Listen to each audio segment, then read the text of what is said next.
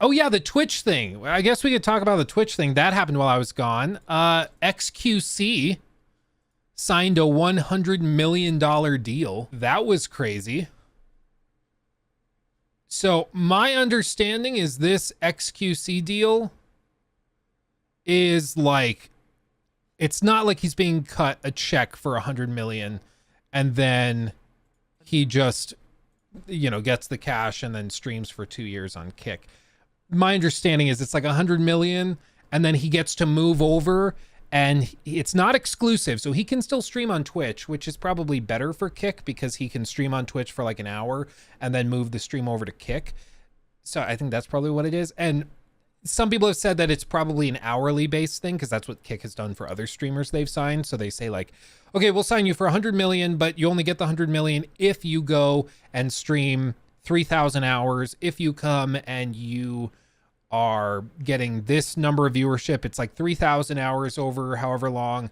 And then you also have to maintain this viewership, and there's certain social media posts associated with it. There's probably a lot of stipulations, but a deal worth as much as 100 million, probably more like 60 to 70 million, but still insane amounts of money. This is more than like LeBron got signed for 2 years. This is outrageous.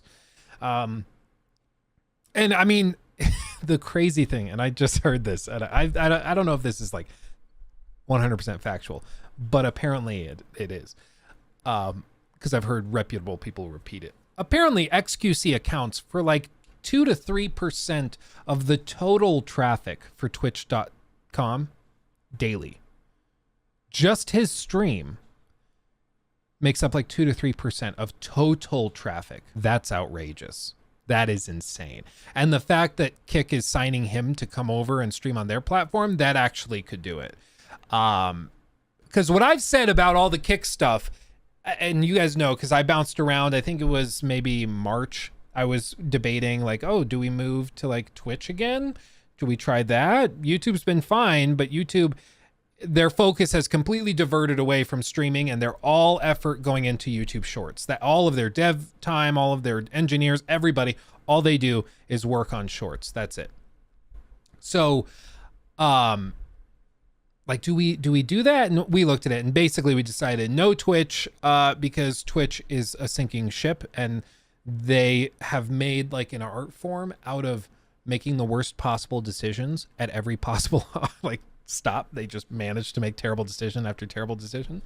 And this is yet another occasion where Twitch has like set up policies where you can't co-stream if you're partnered, which is insane. It's baffling.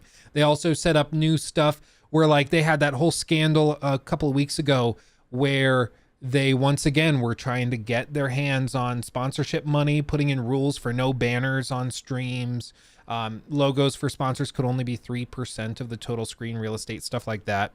And just crazy stuff. And then they came out and they said, oh, well, we agree with you guys. We took it out. It's not a policy anymore.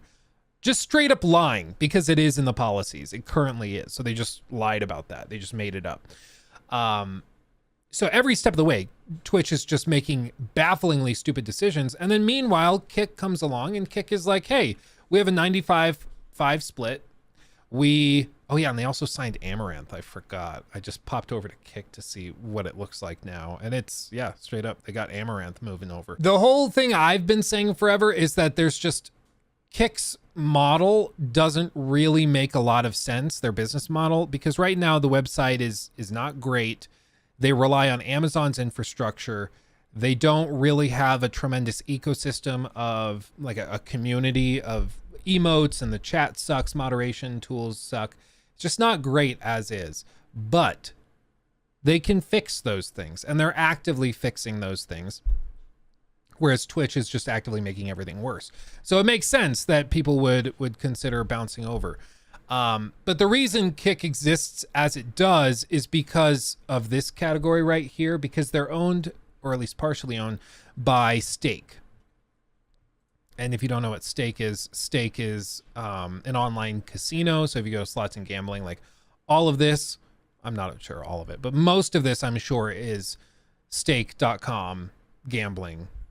So that's where they get their cut, and that's where they make their money. And that's the difference, I think, is customers, quote unquote, on Kick are not the same as customers on Twitch. On Twitch, if they get a viewer, somebody that actively uses Twitch, the money they're going to make from you is like ads. If you sub to a streamer you like, they get a little cut of that. Bits, they'll get some of that. But like the amount of money they're going to make from you is pretty small compared to the amount of cost involved with providing server infrastructure to let you watch this stuff in real time all over the world. Whereas a customer on Kick, especially if they're gambling, is worth a hell of a lot more. A lot more.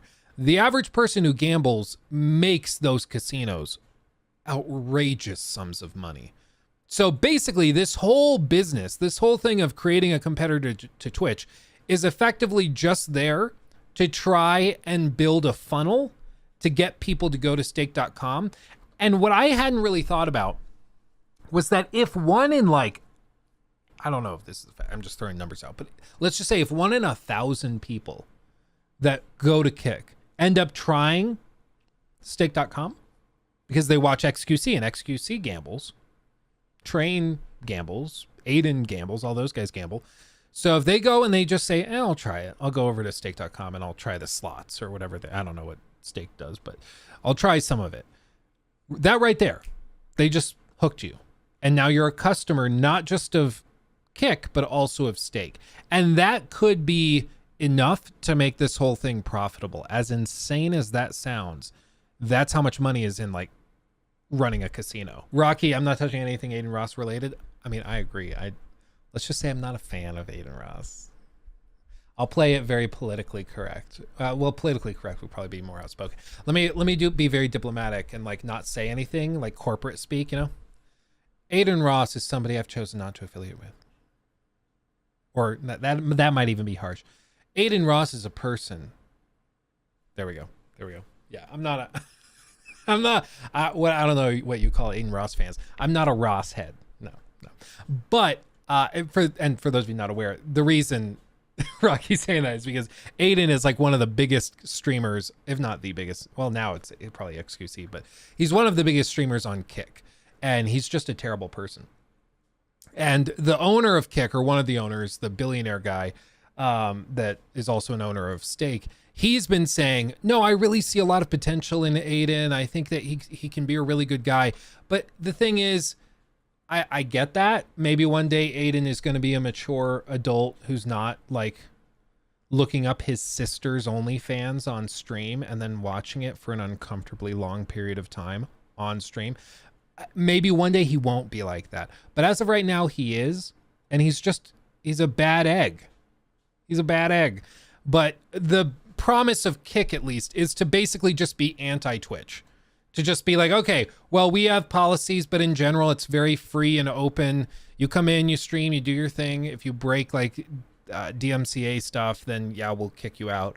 But if you're just saying stuff people don't like, or if you're just a prick, we're going to leave you on. And honestly, I understand that vision, especially coming off of Twitch, where they're just banning people seemingly at random, or not even at random. It's almost like they just have people that they like that are favorites, and then everybody else gets randomly banned for random stupid stuff. Like it really seems like there's one mod that probably just floats through different chats, and then if you piss him off, he just bans you, and there's no infrastructure at Twitch to reinforce that. Like, did you see that clip of Harris Heller? Yeah, this was so uncomfortable. A Twitch staff member came into Harris Heller's stream and harassed him for almost 10 minutes. Harris tried to ban him, but you can't ban Twitch staff. This is a Twitch employee. Like, watch that. This is so weird. But I would also love to talk to you one-on-one one time. The but is that I think you have a lot of good ideas, but you're missing so much. No is saying you're wrong about anything. Maybe, is that no one? Is that a typo? No one's saying you're wrong about anything. You just have so many assumptions that are way off. No one's saying you're wrong about anything. You just have so many assumptions that are wrong. I don't understand those two sentences going side by side. I mean, I love you guys over at Twitch. No hate over here, but we're all frustrated. And honestly, coming into a stream and saying, sorry, man, you're wrong, doesn't fix anything. I'm happy to be told I'm wrong. I'm not upset about it, but I know a lot of people making assumptions are making wrong guesses. talk to people, be open about stuff, and fix stuff. Again, not saying you're wrong. Not saying you're wrong, but This is like that weird liberal arts school thing where you're in class and the teacher doesn't want to say you wrote a bad paper, even though you wrote a really bad paper. So they're like, it's not bad. It's just not what we're looking for. It's like, no, that means it's bad. It's a bad paper. This comes from a culture of like coddling and of weird frilly dodging of actual critiques. And this is just like so cringe to me. I cannot stand this kind of thing. Like if I make a mistake on stream, if I say something wrong, I expect you guys to be like, actually, Luke, that's not the case. Like if I said that, oh, xQc got signed a kick, and it's like, no, he didn't. Luke, you're wrong. Yeah, I'm wrong. Yeah, you called me out. I'm wrong. Okay, we'll correct it. We'll move forward, and we all learn something. I wouldn't want you to come in and be like, no, you're not wrong. You just have different facts.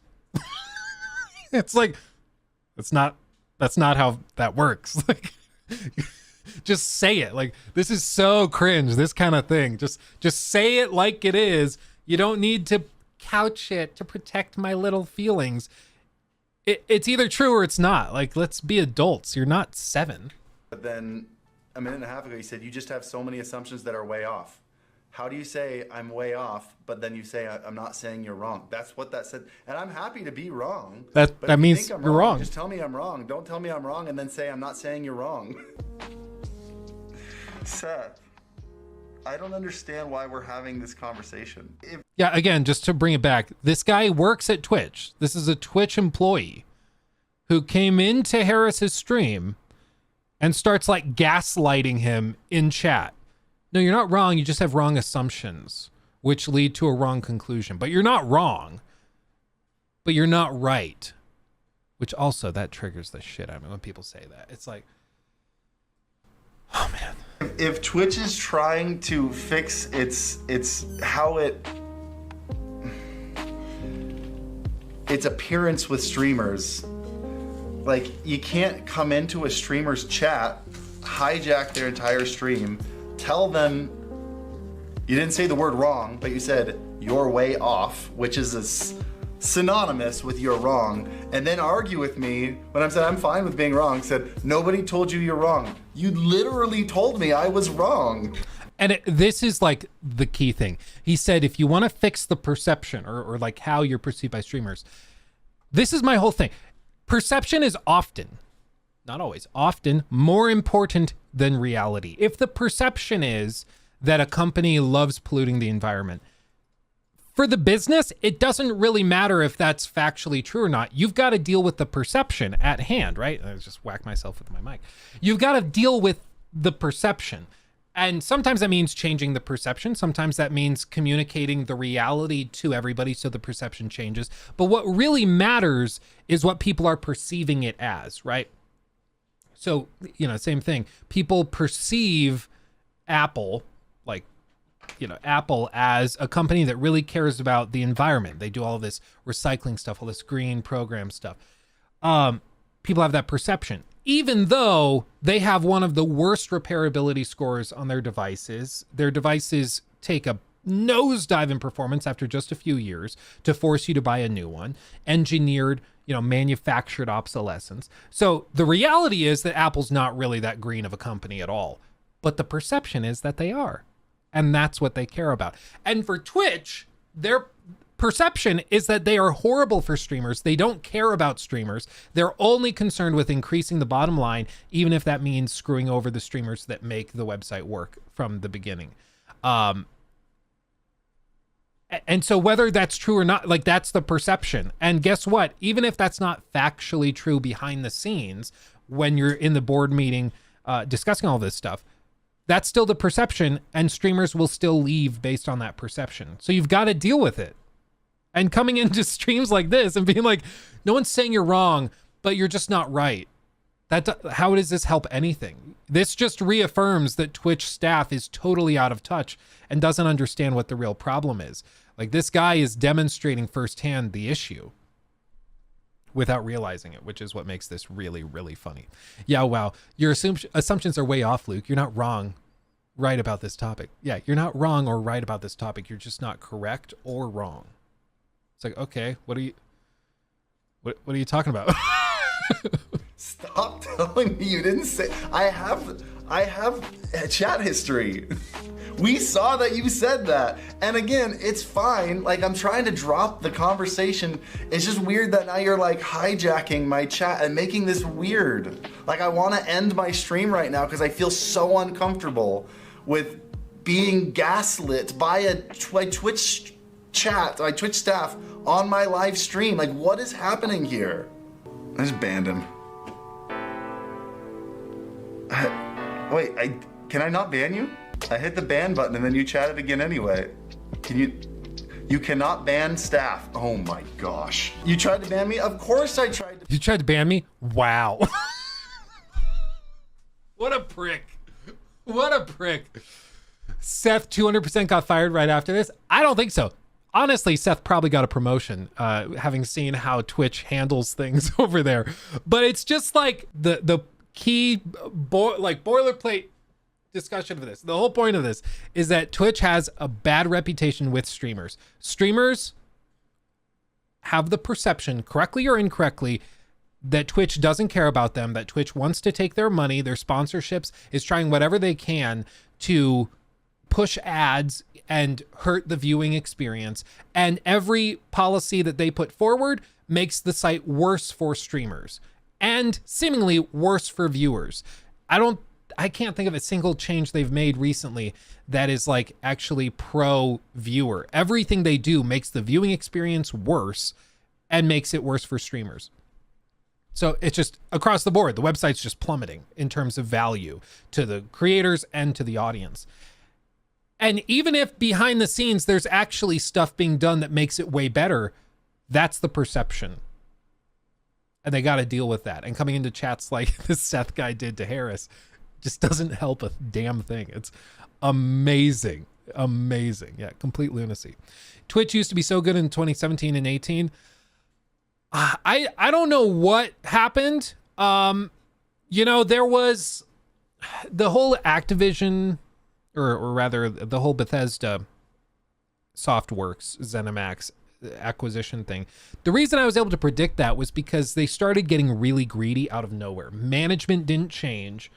And so it didn't seem like there was new staff pushing stuff. And so it's like, well, why else would they start doing this? With like pumping like paid mods into it, Fallout 76. Why would they start doing this out of nowhere?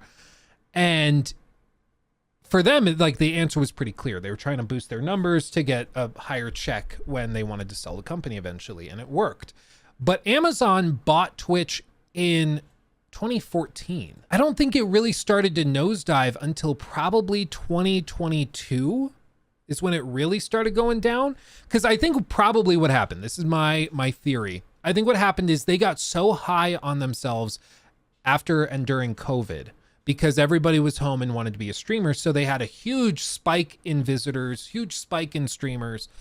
And there were two prongs to that. On the one hand, they had more viewers, which was awesome for them. The other side, the worst side, is that they had a lot more people streaming to 1 to 5 people or 0 to 5 people.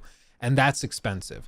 If Twitch could make a policy where they ban everybody with 5 or less streamers, they would probably do it if it didn't immediately cause the website to explode. Simply because there's so much internet infrastructure involved in that it's got to be just prohibitively expensive if they were going to try to do it again.